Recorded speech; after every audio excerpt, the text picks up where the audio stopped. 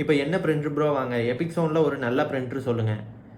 இதோட ட்ராபேக் இருந்துட்டு நான் இந்த வீடியோவோட கடைசியில் சொல்கிறேன். எல்லாத்துக்குமே இதே டவுட்டு தான் வருது. நிறைய பேர் இருந்துட்டு ரொம்ப ரேட்டு கம்மியில் இருந்துட்டு பிரிண்டர் வேணும்னு கேட்குறீங்க. 50,000 1,00,000த்துக்கெல்லாம் பிரிண்டர் வாங்கலாம். அதை நான் ஓப்பனாக சொல்ல போனோம்னா அதெல்லாம் குப்பை தான். ஏன் இப்படி சொல்கிறேன்னா அதோட பிரிண்டிங் ஹெட் இருந்துட்டு அப்பப்போ வேலை வச்சுக்கிட்டே இருக்கும். நான் பார்த்த வரைக்கும் இருந்துட்டு முக்கால்வாசி மிஷின் இருந்துட்டு அப்படி தான் வச்சுருக்கு. ஏதாவது 1-2 மிஷின் வேணால் நல்லா இருக்கலாம். என்னோட எக்ஸ்பீரியன்ஸில் சொல்கிறேன், அந்த மிஷின் இருந்துட்டு முடிஞ்ச வரைக்கும் இருந்துட்டு தவிர்த்துருங்க. ஏன்னா இருந்துட்டு அதோட பிரிண்டிங் குவாலிட்டி இருந்துட்டு இப்போ நீங்கள் 8,00,000 ரூபாய்க்கு வாங்குற மிஷினுக்கும் 50,000 ரூபாய்க்கு வாங்குற மிஷினுக்கும் நல்லாவே டிஃப்ரெண்ட் தெரியும். நீங்கள் இதில் 8,00,000 ரூபா மிஷினில் கொண்டு வர குவாலிட்டி 50,000 ரூபா மிஷினில் இருந்துட்டு கொண்டே வர முடியாது. அதோட கிளாரிட்டி இருந்துட்டு ரொம்ப மோசமாக இருக்கும். நீங்கள் எதிர்பார்க்குற அவுட்புட் இருந்துட்டு கிடைக்கவே கிடைக்காது. அதோட டிராபேக் என்ன தெரியுமா? அது பிரிண்ட் ஆகி வந்ததுக்கப்புறம் நீங்களே தான் இருந்துட்டு அந்த பவுடரை கொட்டி பேக் பண்ணுற மாதிரி இருக்கும். அதெல்லாம் நீங்கள் பண்ணினாலும் இருந்துட்டு அதை பிரிண்டிங் அடிச்சதுக்கப்புறம் ஈரமாக இருக்கும். ரொம்ப வெட் ஃபீலிங் இருந்துட்டு இருக்கும்.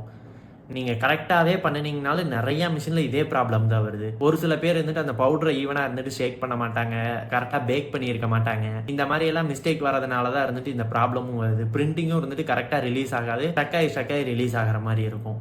இதுக்கெல்லாம் பெஸ்ட் ஆப்ஷன் நீங்கள் முடிஞ்ச வரைக்கும் இருந்துட்டு வேற எங்கேயாவது இருந்து சோர்ஸ் பண்ணி எடுத்துக்கோங்க.